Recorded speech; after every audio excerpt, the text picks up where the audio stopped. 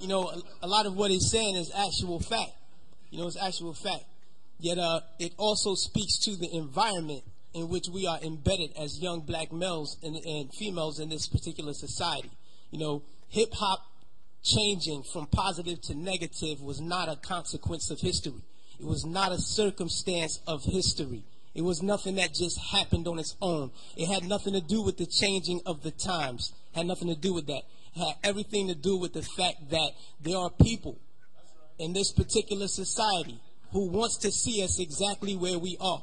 And we cannot let that point elude us. These are the facts. How do we know? 1967, Kerner Commission report on urban disorder.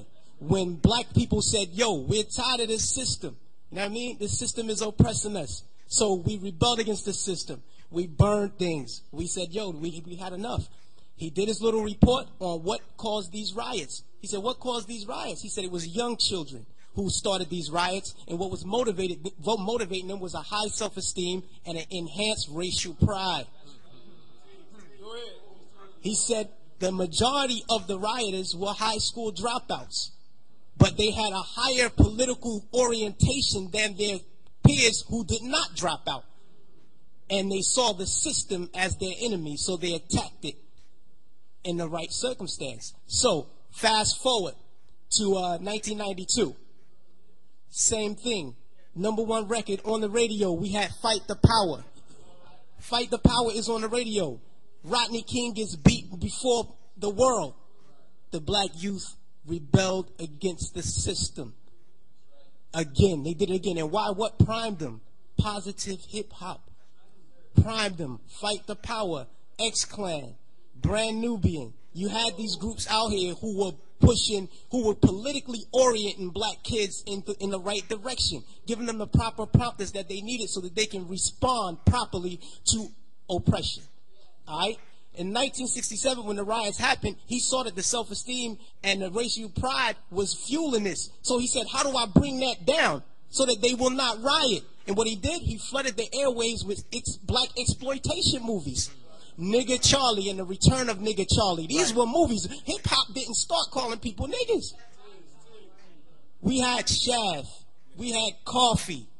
Black girl turned prostitute to do whatever. You know what I mean? But these black exploitation movies brought down the self-esteem and the racial pride so that the kids will not rebel against this system of oppression. 92, the racial pride was back in effect.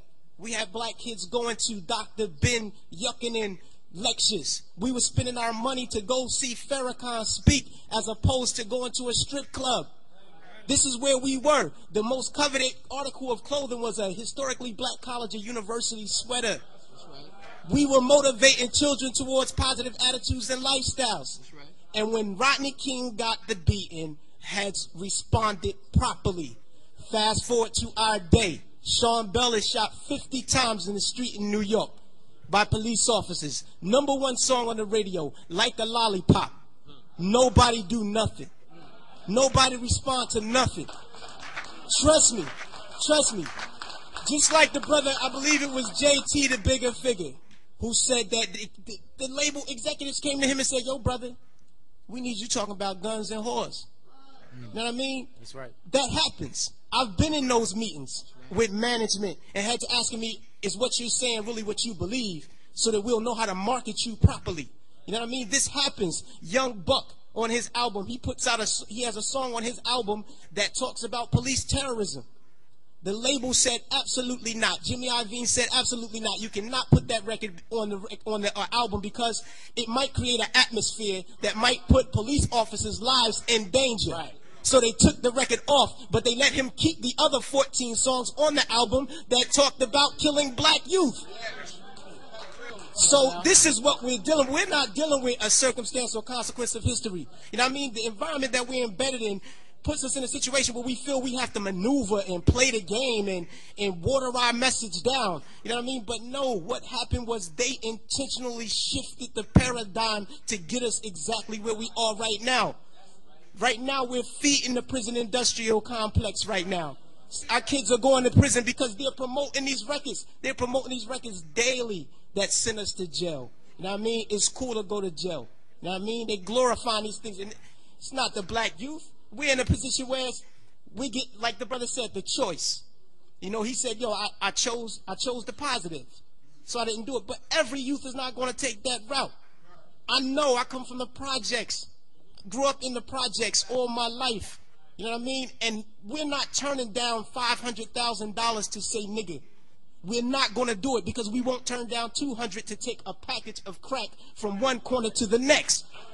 You know what I mean? We're living in a state of poverty and want of all things. So it's hard for us to make that. Our judgment is clouded. And they knew that the judgment would be even more clouded if they took groups like X-Clan off the radio. This is just what it is. And until we start to deal with the environment that's shaping the behavior, we'll never get to the next level. We have to confront that. Peace.